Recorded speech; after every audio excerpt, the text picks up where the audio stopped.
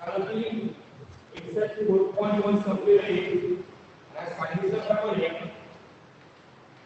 आपले important theorem घ्यायचा आहे. स्टेटमेंट यावं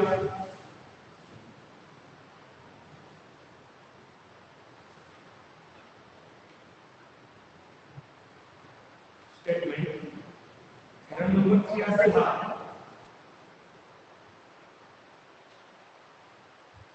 थेरम नंबर 3 तीन थेरम आहे.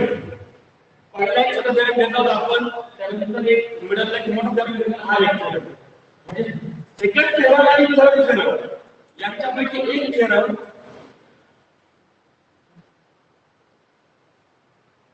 सेकंड थेरम आणि थर्ड थेरम या दोघांपैकी बाजू एक थेरम फायनलला 101% एक्झाम आहे.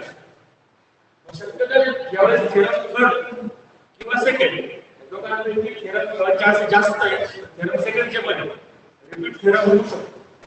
त्यामुळे थेरम नंबर 3 आणि theorem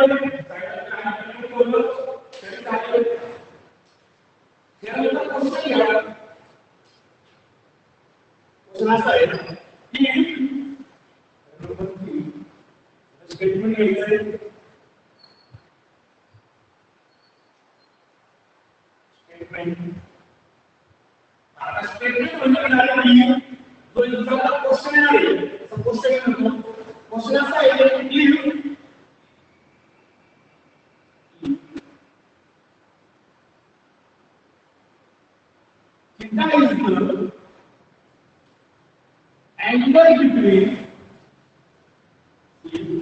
theta is the angle between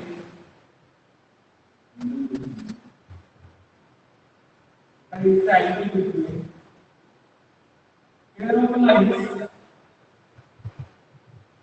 Theta is the angle between pair of lines represented by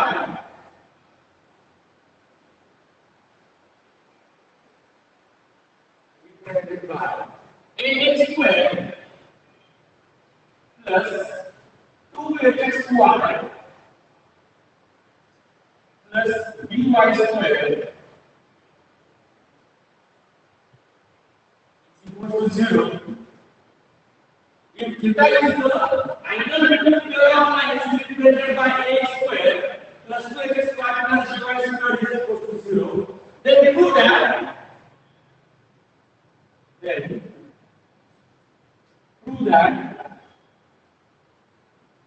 tan theta is equal to mod of 2 into under root x square minus ab upon a plus b upon a plus b.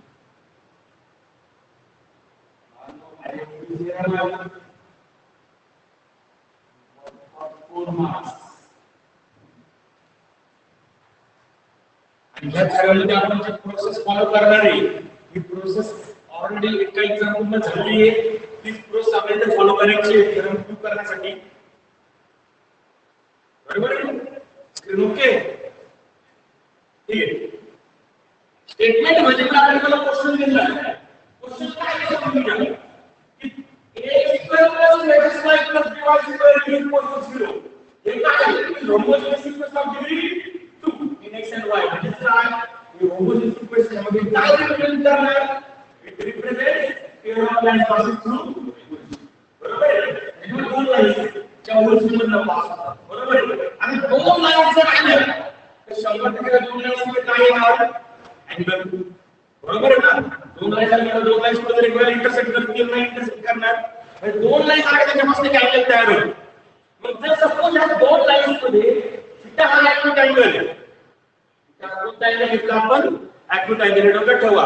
आपण जेवढे काही theorem prove करतो किंवा जेवढे काही angle बद्दल चर्चा करतो हे सगळ्या कशाबद्दल असतात? ॲक्यूट अँगल बद्दल असतात. ऑब्ट्यूज बद्दल चर्चा करत नाही. कारण तुम्हाला टॅनची व्हॅल्यू जर केला टॅनची व्हॅल्यू तुम्हाला कोणती माहिती आहे? 0 to 90 च्या मध्ये माहिती व्हॅल्यू. बरोबर आहे? त्यामुळे हा जो बीटा असतो हा बीटा काय असतो? क्वेश्चन एग्जामला सांगतो ही थीटा इज द ऍक्टिव्ह काय अँगलच्या पुढे कालावधी फक्त ऍक्टिव्ह लावला तरी काय फरक पडत नाही नाही लावला तरी काय फरक पडत नाही मग ही theta is the angle between pair of lines represented by a square plus b square plus b square is equal to 0 then know that tan theta is equal to mod of 2 into under root a square minus ab upon a बरोबर आहे मग आपल्याला काय करायचं आहे जर हा theta दोन लाईन्स मधला अँगल असेल आपल्याला प्रूव्ह करून दाखवायचं आहे tan धनात्मक बाजूला हा अँगल त्याच्यावरती एक्झाम्पल सुद्धा आहे हा फॉर्म्युला करायला पाहिजे आणि हा फॉर्म्युला आय आहे प्लीज आपण आता होमोजिनिटी वापरतो ना सेकंड डिग्रीचं असं पुढे जनरल इक्वेशन आहे जनरल इक्वेशन सुद्धा हा फॉर्म्युला कॅरी होतो म्हणजे दोन लाईन्स मधला अँगल काढायचा असला तर इक्वेशन होमोजिनिटी जनरल असतो तुम्हाला हाच फॉर्म्युला यूज करायचा तो समजला ठीक आहे आता मला या थेरमला प्रूफ घ्यायचा आहे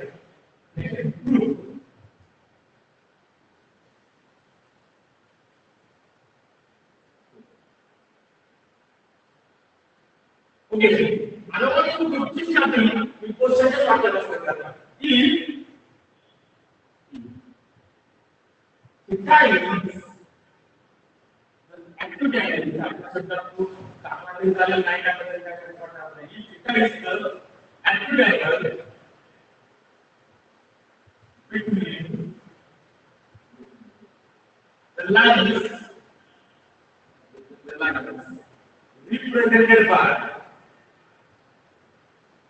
represented by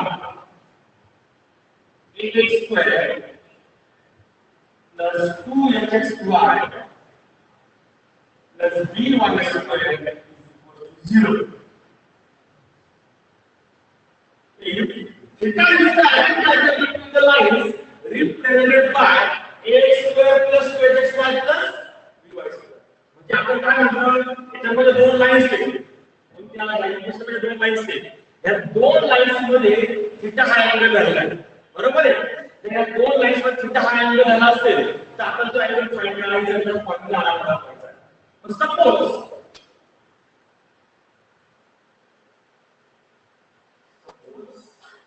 M1 and M2 दोन लाइन्स है ना दोन lines K slope suppose M1 and M2 are the slopes of lines are the slopes of the lines represented by ax square plus 2hx square plus by square बरोबर का दोन lines है ना बरोबर है हे काय आहे this is homogeneous equation of between हे जर होमोजिनियस इक्वेशन असेल तर हे काय रिप्रेझेंट करतं पेअर ऑफ लाईन्स दोन लाईन्स दाखवणार आहे पासिंग थ्रू ओरिजिन पहिल्या लाईनला L1 म्हणलं दुसऱ्या लाईनला L2 म्हटलं का डायग्रामात बघा सर्व पहिल्या L1 म्हणलं दुसऱ्या L2 म्हटलं L1 लाईन स्लोप काय आला M1 आणि L2 लाईन स्लोप M2 बरोबर आहे म्हणजे जेव्हा दोन लाईन्स आहेत दोन लाईनचे आपण दोन स्लोप घेतो पर्यंत काय अर्थ वाटते ओके आता जर आपल्याला दोन स्लोप भेटले तर आपल्याला माहिती आहे ना उदाहरण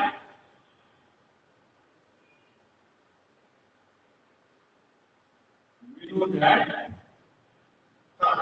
M1 आणि M2 हे दोन स्लोप असतील तर आपण दोन फॉर्म्युले व्हिडिओ घ्या सम of slope M1 plus M2 काय formula minus 2h upon b.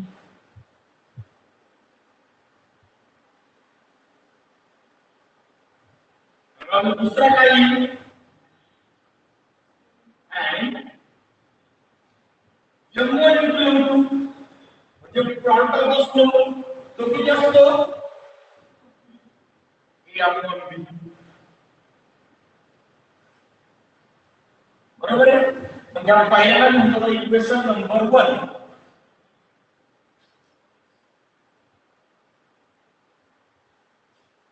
Equation number 1 आणि याला म्हणतो इक्वेशन नंबर 2 आपण सेपरेट दोन इक्वेशन म्हणून घेतले जेणेकरून आपल्याला जर यूज करायची राहिली तर प्रॉब्लेम नको व्हायला कोणतं यूज केलं हे डायरेक्ट कळलं पाहिजे m1 plus m2 is equal to -12 upon b याला इक्वेशन नंबर 1 म्हटलं आणि m1 into m2 is equal to a upon b याला इक्वेशन नंबर 2 म्हटलं इथपर्यंत काय आठवण वाटते इथपर्यंत आपण केलंच नाही हाताने ठरवले की जर होमोजिनियस इक्वेशनचे जर दोन स्लोप माहित असतात आपल्याला काय सर्वात स्लोप आणि बरोबर आहे तो काय सम नेगेटिव्ह प्रॉड भेटतो आता याचा विचार आपण कौतुक करायचा आपल्याला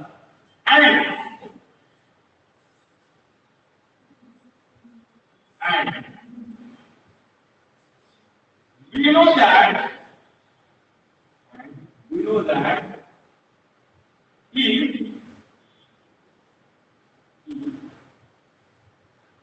theta is the active diagonal if theta is the active diagonal between the lines having slopes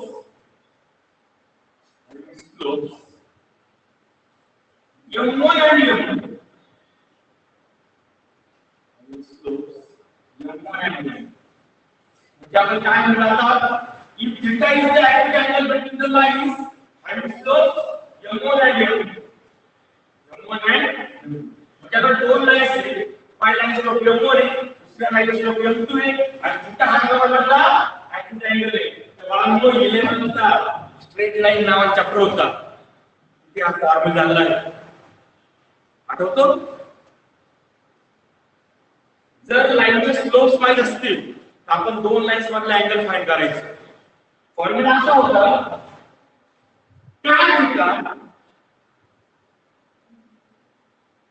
tan theta is equal to mod of m1 minus m2 upon 1 plus m1 into m2 हा होता बघा tan थीटाचा formula equation number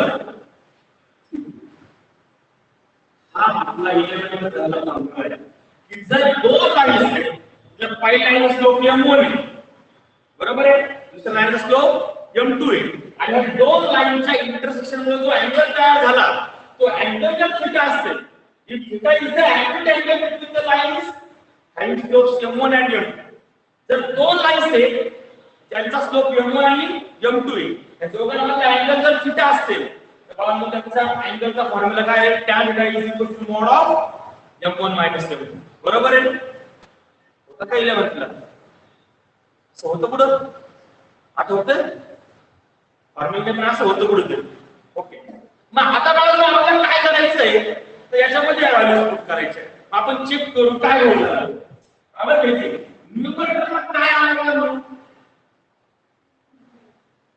m1 minus m2 बरोबर आहे m1 minus m2 आणि डिनॉमिनेटरला काय आलं आहे m1 into आता m1 into m2 आपल्याला आहे म्हणजे हा आपण इथे पुट करू शकतो बरोबर आहे पण m1 minus m2 असं झालं m1 minus m2 च्या ऐवजी आपण कोण आलाय मग आता आपला मुद्दा हा आहे की आपल्याकडे m1 प्लस m2 आहे आणि आपला कोण पाहिजे m1 minus m2 मग आता आपल्याला काहीतरी करून m1 minus m2 ची व्हॅल्यू m1 plus m2 वर काढायची तो समजला काय ओके मग आता मला काय करायचं आहे कन्सिडर आपण प्रॅक्टिस करूया कन्सिडर काय कोणती व्हॅल्यू नाहीये कन्सिडर m1 minus m2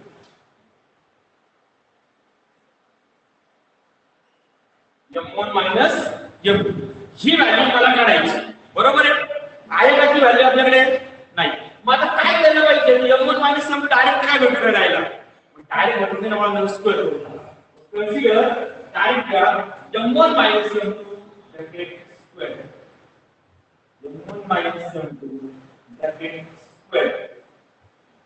बरोबर आहे म्हणजे m1 minus m2 आपल्याला डायरेक्ट रिझल्ट नव्हता म्हणून आपण त्याला काय कन्सिडर केला स्क्वेअर कन्सिडर केला आणि म्हणून नॉट मध्ये तुम्हाला ट्रिक सांगितली होता a minus b bracket square हा किती असतो a plus b bracket square minus 4ab बरोबर आहे एखाद्याने जर डायरेक्टली प्रॉपर्टी जरी वापरली तर काय होईल m1 plus m2 bracket square minus 4 times m1 बरोबर आहे डायरेक्ट जर तुम्ही सांगितलेली प्रॉपर्टी वापरली तर पण जर समजा एखादा मला सर्वांना आठवली प्रॉपर्टी ठीक आहे म्हणून ना मला सांगा m1 minus m2 bracket square याला जर आपण a म्हटलं याला जर b म्हटलं इथे कोणता फॉर्म्युला वापरणार आपण a minus b bracket square काय formula m1 square minus 2m1 m2 plus m2 square since कोणता फॉर्म्युला वापरला इथे आपण since a minus b bracket square question mark टाकला तुम्ही फॉर्म्युला लिहायचा बरोबर आहे a minus b bracket square चा फॉर्म्युला वापरा आता मला इथे काय आणायचं आहे m1 plus m2 आणायचं आहे ना मग मी असं करतो मला फक्त जर प्लस असता इथे प्लस असता इथे सुद्धा प्लस आला असता बरोबर ना मला ही टर्म फक्त पॉझिटिव्ह आणून दाखवायची त्याकरता मी अशी ऍडजस्टमेंट करतो m1 minus m2 bracket square is equal to हा जो आहे m1 square minus 2m1 m2 plus m2 square हे सगळं आहे असं ठेवलं त्याच्यामध्ये मी काय केलं फक्त plus 2m1 m2 minus 2m1 म्हणजे काय होतं त्याला वागणं फक्त मी केलं 2m1 m2 प्लस केला 2m1 m2 मायनस केला काय फरक पडणार आहे का इथे काय फरक पडणार आहे का 2m1 m2 प्लस केला 2m1 m2 मायनस केला आता काय करतो हा तो प्लस वाला आहे 2m1 m2 आम्ही इथे टाकतो 2 नंबर आणि हा जो 2 नंबर वाला मायनस 2m1 m2 आहे हा डायरेक्ट मध्ये फिक्स करतो बरोबर आहे म्हणजे काय होईल आहे काय होईल m1 स्क्वेअर तो प्लस वाला पुढे आला प्लस 2m1 m2 बरोबर आहे प्लस m2 स्क्वेअर बरोबर आहे हा जो प्लस m1 m2 होता 2m1 m2 तो दोन नंबरला घेतला फक्त बरोबर आहे ओके आता बघा तुम्हाला हा -2m1 m2 हा -2m1 m2 -2 आणि -2 किती -4 m1 यांची ऍडिशन करायची -2 प्लस -2 काय होणार -4 तो मधला -2 फक्त मी त्या -2 वर प्लस करून दिला बरोबर आहे -2 साइन सारखे ऍडिशन होणार -2 प्लस -2 होतो -4 ओके आता मला प्रश्न आला जर तुम्ही m1 ला a म्हटले आणि m2 ला जर b म्हटले तर फॉर्म्युला काय होतो a square plus 2ab plus b square म्हणजे हा कोणाचा फॉर्म्युला आहे a plus b bracket square m1 plus m2 bracket square minus 4 m1 he value कोणाची आली m1 मायनस m2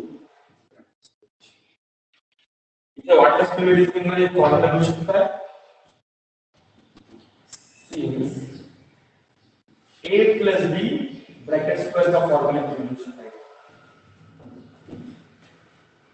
बरोबर आहे ओके आणि तुम्हाला ट्रिक ने सुद्धा हे काय सांगितलं ना m1 m2 bracket square is equal to काय येतो m1 m2 ब्रॅकेट स्क्वेअर काय येतो m1 m2 bracket square -4m1 बरोबर आहे हा डायरेक्ट फॉर्म्युला आहे म्हणून सीईटी ला वगैरे ट्रिक्स आहेत डोक्यात ठेवायचे काय a b bracket square is equal to a b bracket square 4ab बरोबर आहे. हा डायरेक्ट जरी वापरला असता तर तुम्ही या स्टेपला आले असते, पण आपण ते प्रूव्ह करू का बरोबर आहे. आता मुद्दा असा आहे आपल्याकडे ही व्हॅल्यू आहे m1 प्लस m2 ची व्हॅल्यू आहे आपल्याकडे इक्वेशन नंबर 1 मध्ये बरोबर. दुसरा मुद्दा आहे m1 into m2 ची व्हॅल्यू सुद्धा आहे इक्वेशन नंबर 2 मध्ये, ती पण देऊ इथे टाकू बरोबर आहे. जर दोन्ही व्हॅल्यूज टाकल्या therefore m1 minus m2 ही व्हॅल्यू काढायची ना, ती व्हॅल्यू टाकल्या m1 minus m2 bracket square is equals to bracket मध्ये स्क्वेअर कसा असेल m1 प्लस m2 ची व्हॅल्यू किती आहे -2h upon b minus 4 into m1 into m2 ची व्हॅल्यू काय आहे a अपॉन b बरोबर आहे. या व्हॅल्यूज m1 प्लस m2 ची व्हॅल्यू पूर्ण पुट केली फ्रॉम इक्वेशन 1 आणि m1 इंटू m2 ची व्हॅल्यू पूर्ण पुट केली फ्रॉम इक्वेशन 2. कॉमन रेशो आहे from 1 and 2.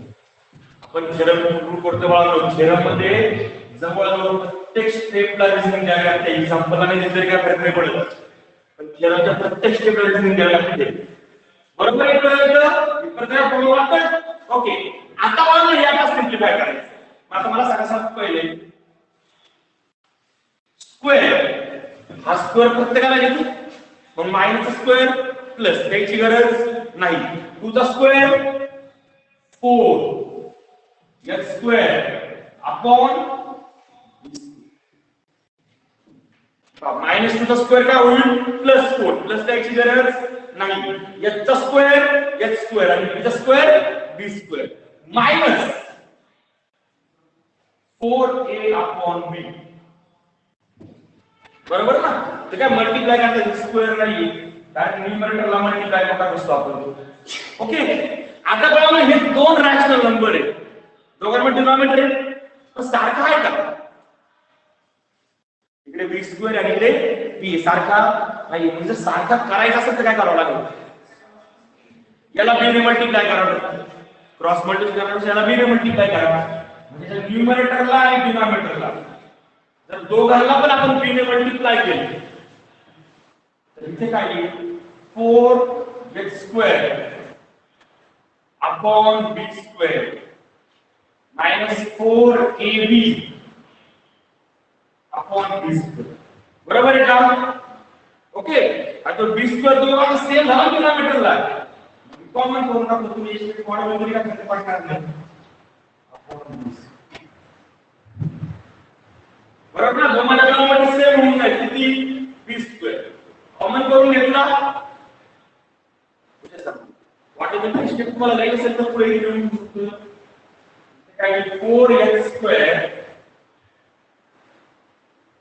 Upon b square minus 4ab upon b square दोघांचा डिनॉमिनेटर एकच आहे कॉमन करून टाकला बरोबर आहे. न्यूमरेटर पण काय कॉमन करायचं मला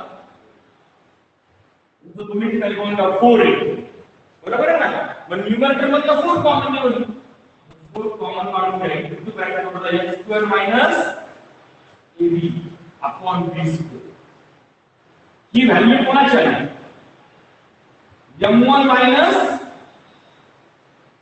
m2 bracket square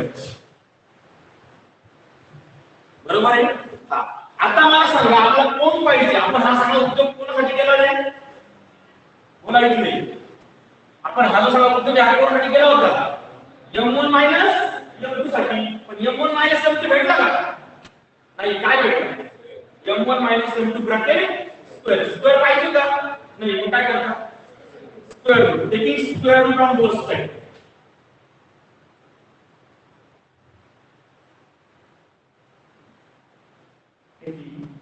square root on both sides. Taking square root on both sides. आता लेफ्ट साइडला स्क्वेअर रूट घेतला तर m - 1 ब्रॅकेट स्क्वेअर याचा स्क्वेअर रूट जर घेतला तर काय होणार m1 मायनस स्क्वेअर जर घेतला इथे उरला m1 मायनस m2 बरोबर आहे. आणि ओके राईट साइडला मागून तुम्हाला वाटतं तुम्ही स्क्वेअर घेताना प्लस मायनस होत ना, प्लस मायनस जर घेतलं तरी काय फरक पडणार नाही. प्लस और मायनस 4 चा square root 2 x square minus ab याचा स्क्वेअर रूट किती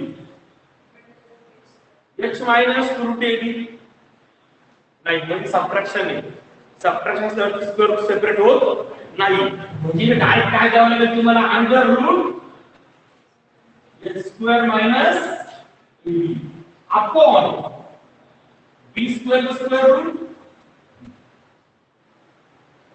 इथे फक्त स्क्वेअर रूट व्यवस्थित घ्या. स्क्वेअर रूट घेताना स्क्वेअर नाही तर बाळांनो तुमचा थेरमचा झाला. जर तुम्ही जर स्क्वेअर कोर्स घेतला तर फक्त आता व्हॅल्यू पुट करायची बाकी आहे. ही व्हॅल्यू आली m1 मायनस m2 काय आहे प्लस और मायनस. एखादा म्हटलं सर मला प्लस मायनस नाही घ्यायचे, हा घेतला तरी चालतो नाही घेतला तरी चालतो का, तसं पण आपण ही व्हॅल्यू इथे पुट केल्यानंतर मॉड मध्ये पुट करणार आहे. आणि मॉड मध्ये पुट करताना आपण साइन लिहितो का नाही. त्यामुळे प्लस मायनस घेतला तरी काय फरक पडत नाही, नाही घेतला तरी काय फरक पडत नाही. ही आली मला तुमची m1 मायनस m2. प्रत्येकाने पटकन स्क्रीनशॉट घ्यायचा. अजून थेरम बाकी आहे. थेरम बाकी आहे. आता इतर झाले त्यांचं त्यांना सिंपल उत्तर सांगतो. इतर थेरम समजलं. आता ती m1 मायनस m2 ची व्हॅल्यू पुट करा आणि m1 into m2 ची व्हॅल्यू इक्वेशन नंबर 3 मध्ये पुट करा. म्हणजे पुट 4 and 2 इक्वेशन 3 ही तिच्या पुढची स्टेप. दोन्ही व्हॅल्यू पुट करायचे आणि डायरेक्ट तुम्हाला इतके आन्सर भेटणार. ओके इतर थेरम समजला. परत फक्त 2 मिनिटांमध्ये राईट स्टॉप करा. पुढे चालू पटकन 2 मिनिटांमध्ये परत थेरम सांगतो काय. ओके बघा तुम्ही लक्ष द्या. थेरम काय होता if theta is the acute angle between the lines represented by ax square plus 2hxy plus by square is equal to 0, then prove that काय tan theta is equal to mod of 2 into under root a square minus ab upon a plus. बरोबर आहे थेरमचं statement. आता आपला हा theorem prove करायचा आहे. मग simply याचं म्हणणं काय आहे a square plus 2x plus 2hxy plus by square is equal to 0. हे जे काय आहे इक्वेशन हे काय आहे होमोजिनियस इक्वेशन ऑफ डिग्री 2. बरोबर आहे. ते काय रिप्रेझेंट करणार आहे pair of lines passing through origin. म्हणजे ओरिजिन मध्ये जाणाऱ्या दोन लाईन पास दाखवतो. बरोबर आहे. मग जर ओरिजिन मध्ये जाणाऱ्या दोन लाईन जर रिप्रेझेंट केल्या असतील, दोन लाईन आल्या त्यांच्यामध्ये काहीतरी अँगल आहे. बरोबर आहे. मग आपण आता ॲक्यूट अँगल बद्दल चर्चा करू. दिलं असलं तरी ॲक्यूट अँगल, नसलं दिलं तरी सुद्धा ॲक्यूट अँगल. मग आपण चर्चा कोणाबद्दल करतोय ॲक्यूट अँगल. बरोबर आहे. मग आता तो ॲक्यूट अँगल किती तो फॉर्म्युला आपला बनवून दाखवायचा दोन लाईन्स. आपण पहिलं वाक्य घेतलं काय क्वेश्चन मध्येच घेतलं if theta is the acute angle between the lines represented by ax square plus 2hxy plus by square is equal to 0. बरोबर आहे. त्यानंतर आता दोन लाईन्स आल्या तर दोन लाईनचे काय करणार दोन स्लोप येणार. म्हणले suppose m1 and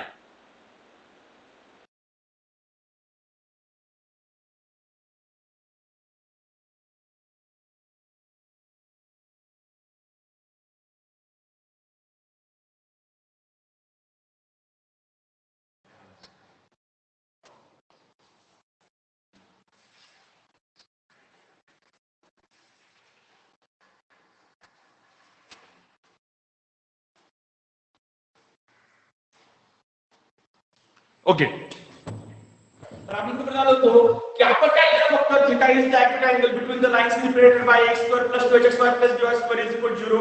suppose m1 and m2 be the slopes of the lines represented by x square plus 2hxy plus by square is equal to 0. बरोबर आहे. दोन लाईन दोन स्लोप मानून घेतले. तर जर दोन स्लोप असतील तर आपण डायरेक्ट माहिती आहे सम ऑफ द स्लोप आणि प्रोडक्ट ऑफ द स्लोपचा फॉर्म्युला. सम ऑफ द स्लोपचा फॉर्म्युला काय आहे m1 plus m2 is equal to -2h upon b. आणि m1 into m2 चा फॉर्म्युला काय आहे a upon b. m1 plus m2 ला मी इक्वेशन 1 म्हटलं, m1 into m2 ला इक्वेशन 2 म्हटलं. 1 2 झाले. आता पुढे आपल्याला हे लेवल चालू आहे काय की जर आपल्याला दोन लाईन्स आहेत किती लाईन्स आहे 2 लाईन्स. पहिला स्लोप m1 आहे दुसरा स्लोप m2 आहे आणि थिटा हा जर त्यांच्या मधला अँगल असेल तर अँगल फाइंड करायचा फॉर्म्युला आपला 11 चा झाला.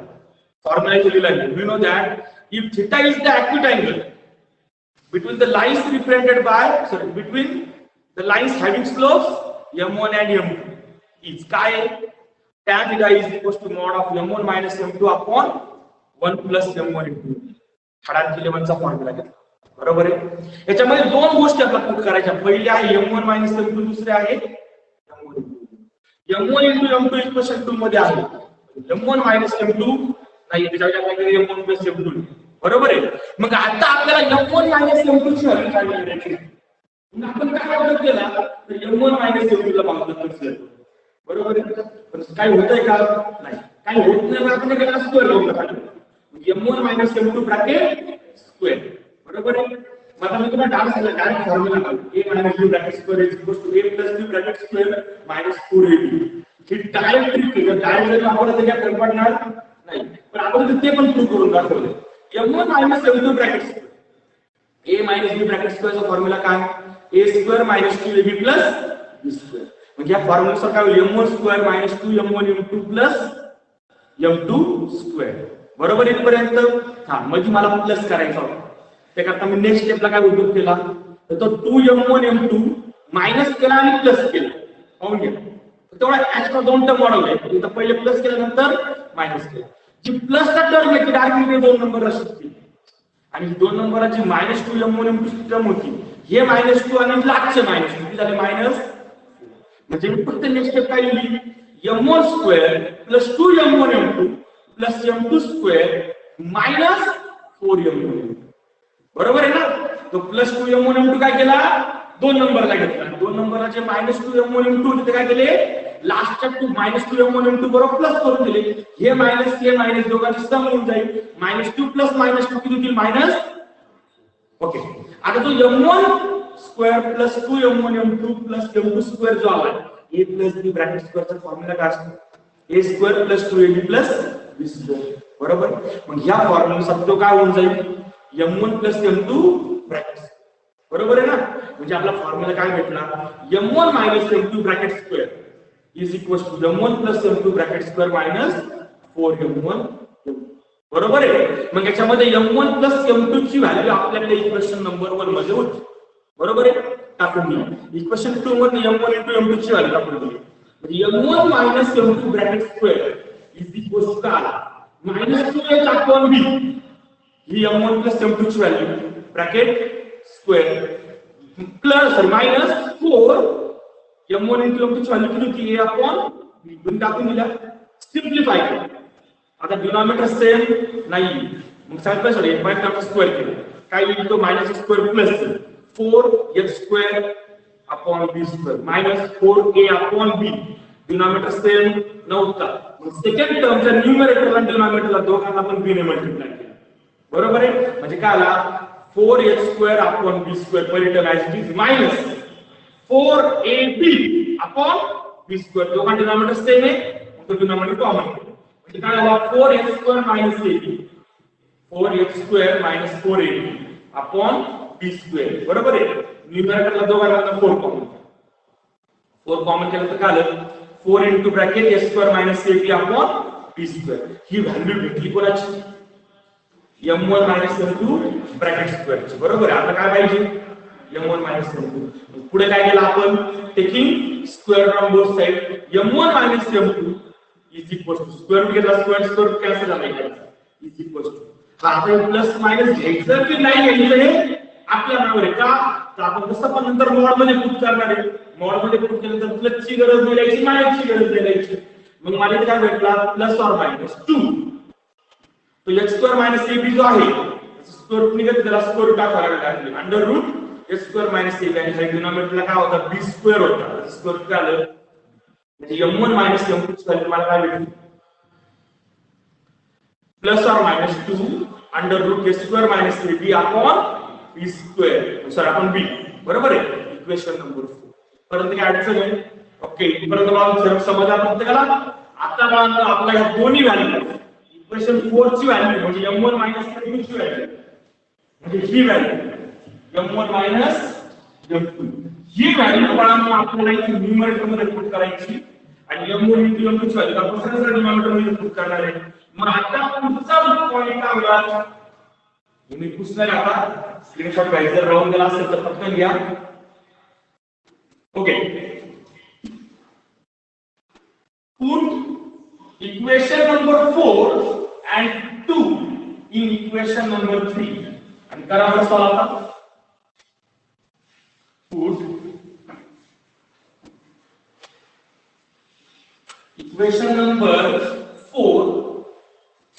4 and 2 in 3.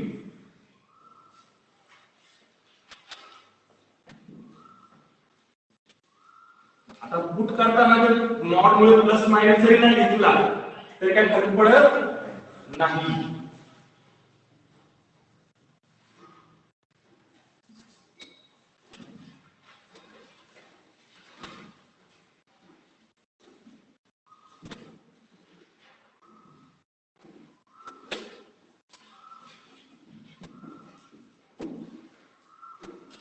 ओके काय केलं आपण पुट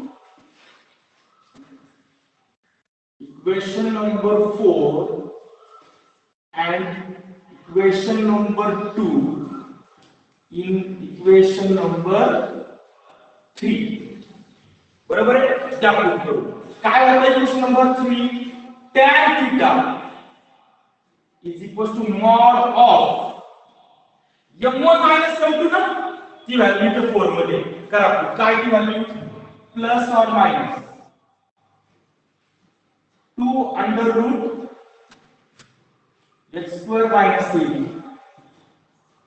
upon b ही m1 minus m2 ची value upon 1 plus m1 into m2 ची व्हॅल्यू किती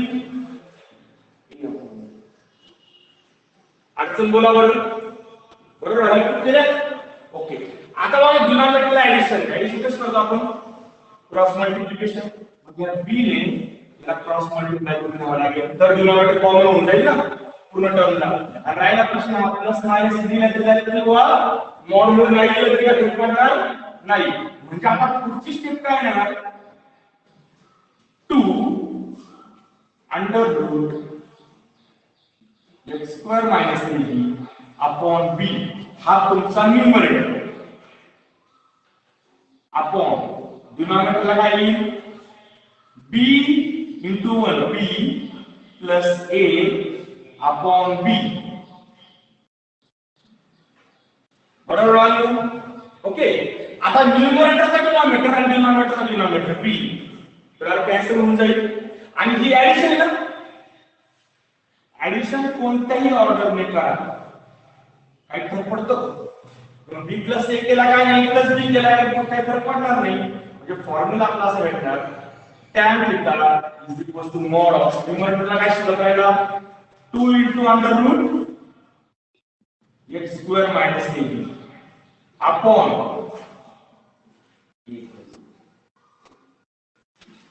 मला हाच फॉर्म्युला प्रूव्ह करायचा होता.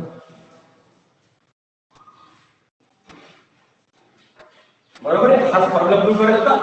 फक्त काही डोक्यात ठेवा जेव्हा पण मॅथ्स मध्ये आपण न्यूमरेटर आपण डिनॉमिनेटर लिहितो ना इथे एक कंडिशन असते नेहमी काय denominator should not be 0 denominator 0 जातो का येतात. मग इथे तुम्हाला थेरम मध्ये दिला असतो किंवा नसतो तुम्हाला फक्त द्यायचं आहे प्रोव्हाइडेड दॅट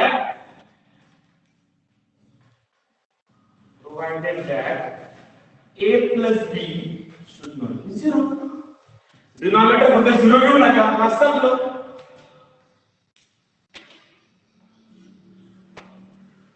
ओके बाळांनो झाला का थेरम प्रूफ. थेरम एवढा काही विशेष नाही फक्त पॉइंट काय आहे की थेरमचे जे स्टेप्स आहे थेरम थोडासा मोठा आहे लेंथी थेरम आहे कारण की m1 m2 ची फाइंड करायला वेळ लागतो आपला सगळा गोष्टीच होतो. बाकीचं काही एवढं विशेष नाहीये एक ते 11 चा फॉर्म्युला डायरेक्टली आणि बाकीचं आपलं सगळं ते m1 m2 m1 into m2 या सगळ्या व्हॅल्यूज आपण यापूर्वी फाइंड केलेल्या व्हॅल्यूज त्याप्रमाणे घ्यायचंय. ओके थेरम समजला बाळांनो. थेरम डबल सम सांगितलेला आहे. फक्त राहिला प्रश्न इक्वेशन 4 आणि 3 काय, इक्वेशन 4 आणि 2 जे आहे ते इक्वेशन नंबर 3 मध्ये जे पुट केलं तेवढं फक्त पाहून घ्या. तो बी कसा कॅन्सल केलेला आहे. ज्यांना डायरेक्ट कॅन्सलेशन समजणार नाही त्यांनी काय करा, तो न्यूमरेटर ऍज इट इज लिहा आणि डिनॉमिनेटर रेसिप्रोकलने मल्टिप्लाय करा. नंबरने मल्टिप्लाय करणं म्हणजे त्या डिवाइड करणं म्हणजे त्या रेसिप्रोकलने मल्टिप्लाय करणं असतं. मग हा वरती गेला का बरोबर बी न्यूमरेटर येईल आणि डायरेक्ट कॅन्सल होऊन जाईल परफेक्ट होणार. ओके बाळांनो, इथपर्यंत स्क्रीनशॉट घ्यायचा प्रत्येकाने फक्त.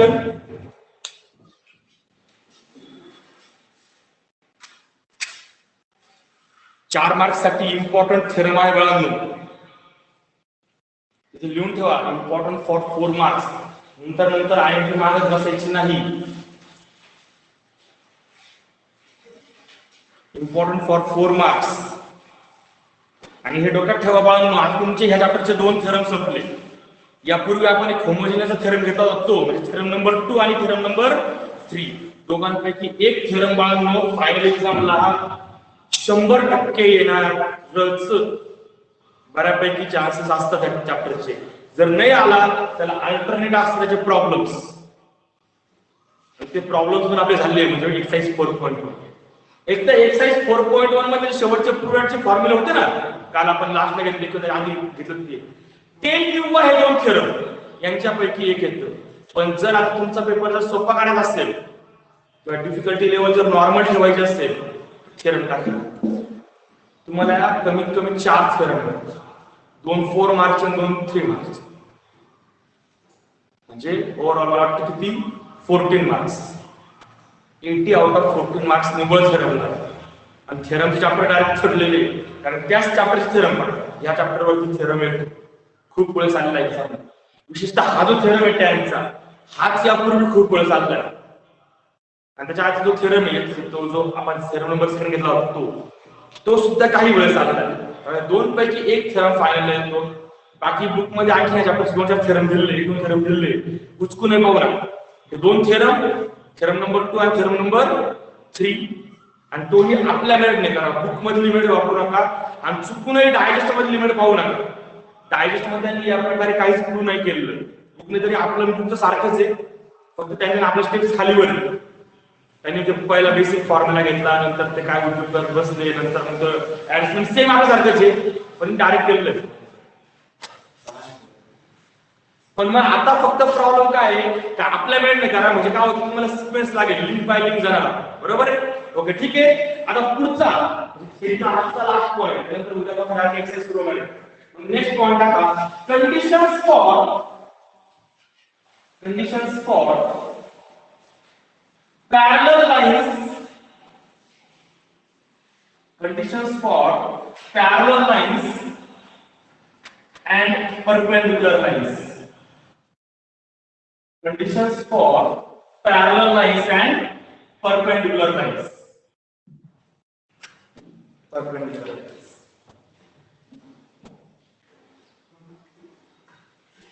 Conditions for parallel lines and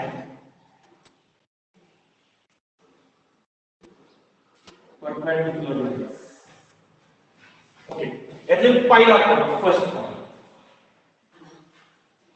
condition for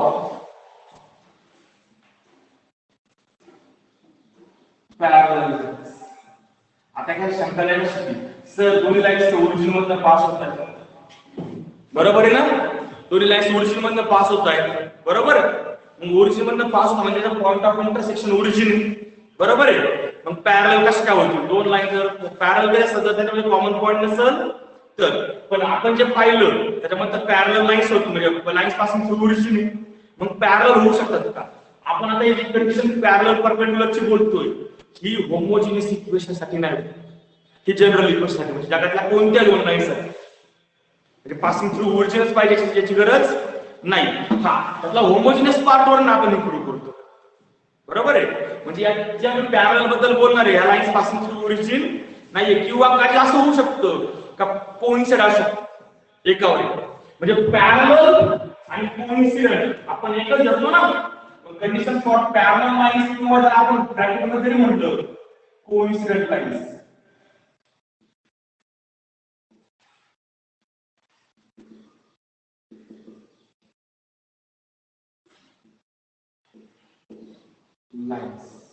coincidence म्हणजे एकावर एक असणार आहे.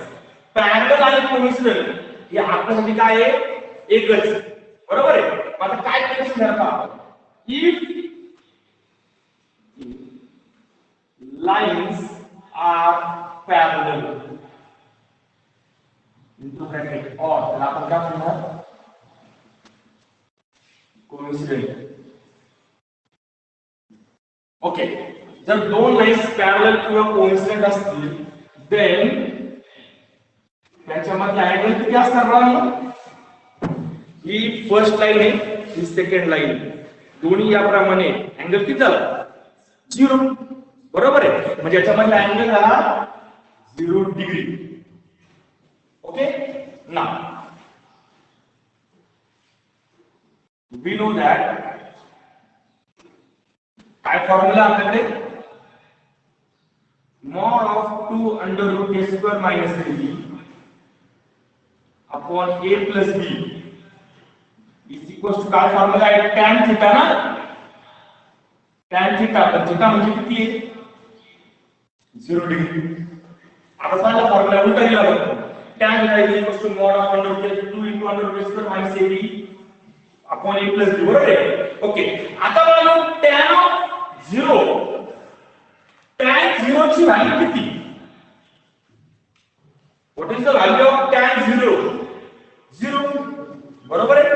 म्हणजे इथे मला व्हॅल्यू भेटणार therefore mod of 2 into under root a square minus, म्हणजे तो mod घेतला तर काय फरक पडत नाही, अँगल ऍक्टिव्ह आहे तो फक्त आपण mod का घेतला, तो अँगल ऍक्टिव्ह आम्हाला का अपॉन a plus b, याची व्हॅल्यू किती आली, 0. काय कारण, since tan of 0 degree 0, tan 0 ची व्हॅल्यू आपण 0 लिहितो ना, बरोबर आहे. ओके, आता मला तुम्हाला याच्यावरून गेस करायचं आहे, 0 आला म्हणजे अर्थ काय असणार. इथे मी डिनॉमिनेटर नाही, 0 आपण 1 लिहा, 2 लिहा, 5 लिहा, काही लिहा, आपल्याला किती नंबर आहे 0 सोडून दुसरा कोणता आहे, काही फरक पडणार आहे का. मग मला सांगा, एखाद्या नंबरचं डिव्हिजन 0 कधी येतं, जर डिनॉमिनेटर 0 असेल तर. म्हणजे याचा अर्थ काय, दिस implies काय, आन्सर 0 आला याचा न्यूमरेटर 0 असला पाहिजे, 2 into under root a square minus ab is equal to 0, बरोबर आहे का. ओके, मग आता बाबा हा 2 इथं मल्टिप्लाय केल्यानं डिवाइड, 0 ला कशाने डिवाइड करा, काय फरक पडणार नाही 0 ला.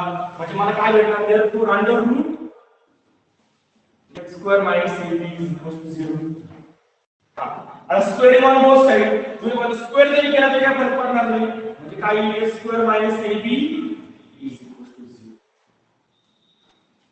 हीच कंडिशन काय जर असे पण घेतला, a square is equal to ab, हा ab मायनस आणि इकडे केल्यानंतर काय होईल, प्लस. म्हणजे a square is equal to ab is the condition for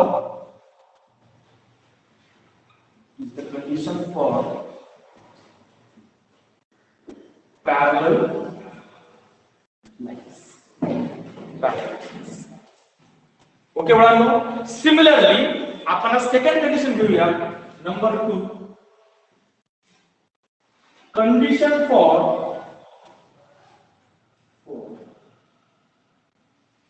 perpendicular lines.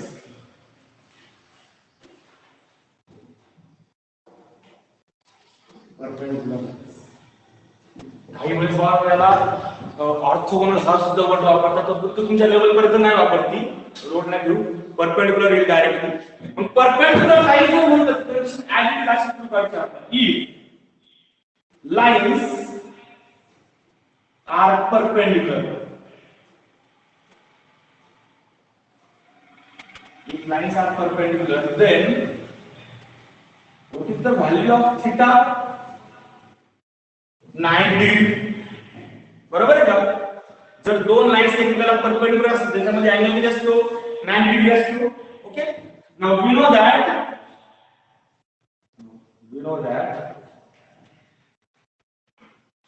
काय mod of 2 into under root a square minus ab upon a plus b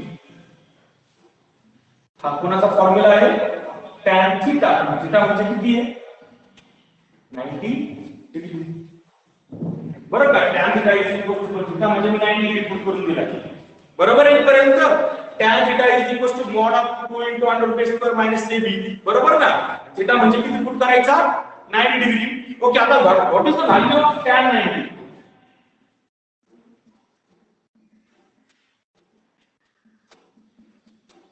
tan 90 ची value किती not defined this is infinity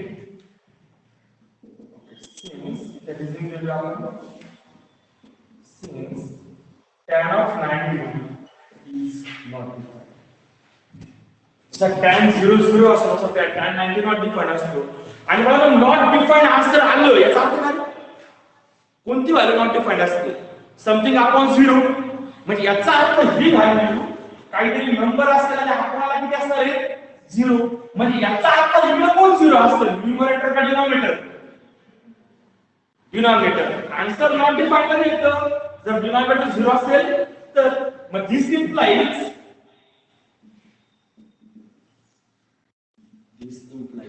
answer not defined आलं कधी not defined येतं जर denominator 0 असेल तर and हीच आहे तुमची condition is the condition for perpendicular lines is the condition for perpendicular lines okay बाळांनो थिअरी समजली थेरमाने दोन कंडिशन समजल्या दोन कंडिशन्स वर एक्झाम्पल येतात उद्यापासून डायरेक्टली तुमची पुढची एक्सरसाइज 4.2 चॅप्टर इथपर्यंत या पॉइंटची थिअरी समजली प्रत्येकाला ओके आता कंडिशन कळालं डोक्यात ठेवायच्या पॅरललची कंडिशन काय आणि परपेंडिक्युलरची कंडिशन काय ठीक आहे राहिला पार्ट उद्या